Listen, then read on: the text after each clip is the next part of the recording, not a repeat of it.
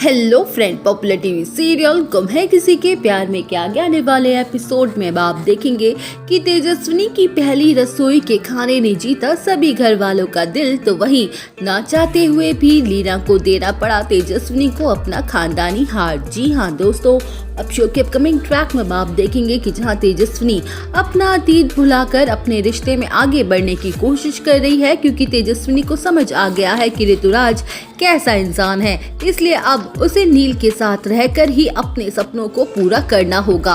तो वहीं तेजस्विनी शादी के बाद की हर एक रस्मों को निभा रही है। जहां प्रधान निवास में तेजस्विनी की पहली रसोई की रस्म हो रही होती है और तेजस्विनी भी अपने पूरे दिल से सबके लिए खाना बनाती है। तो वहीं तेजस्विनी सभी के लिए खाना सर्व कर देती है और जैसे ही घर वाले उसका खाना खाते हैं तो हर कोई उसके बनाए खाने की जम के तारीफ करते हैं और खुश हो जाते हैं, सिवाय ऋतुराज और लीना के, क्योंकि उन दोनों के दिल में तेजस्विनी के लिए कड़वाहट है।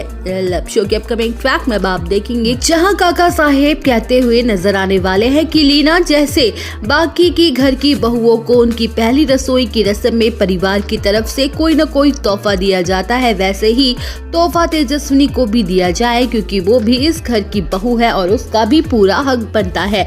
तो वहीं काका साहेब लीना से उनका खानदानी हार लाने को कहते हैं और तेजस्विनी को देने के लिए कहते हैं। जहां काका साहेब की बातें सुनकर लीना शॉक्ड हो जाती है और गुस्से में कहती है कि लड़की हमारे खानदानी हार के लायक बिल्कुल भी नहीं है, ये बाहर वाली है और मैं इसे अपनी बहू तक नहीं मानती हूँ। जहां तेजस्विनी कह देती है कि काका साहेब मुझे कुछ नहीं चाहिए, बस आपका आशीर्वाद ही मेरे लिए काफी है।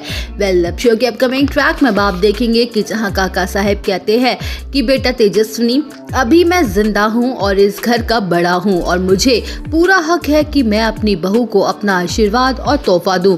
अगर लीना उनके फैसले के खिलाफ जाना चाहती है और सम्मान नहीं देती है तो वो खुद उससे तोहफा देंगे। तो वहीं काका साहेब की जिद के आगे लीना को झुकना पड़ता है और वो तेजस्विनी को खानदानी हार देने को तैयार हो जाएगी। जहां काका साहेब कहते हैं कि लीना, अब तुम ये हार अपने हाथों से तेजस्विनी को पहनाओ, क्योंकि यही हमारी खानदानी परंपरा है कि सास अपने हाथों से अपनी बहू को अपना तोहफा पहनाती है। तो वहीं लीना मुंह बनाते हुए मजबूरी में तेजस्विनी को हार पहनाती है। जहां ऋतुराज ये सब बर्दाश्त नहीं कर पा रहा होता कि तेजस्विनी को परिवार वालों से प्यार और सम्मान मिल रहा है। तो वहीं ऋतुराज गुस्से में बाहर जाता है और वहां से चला जाता है।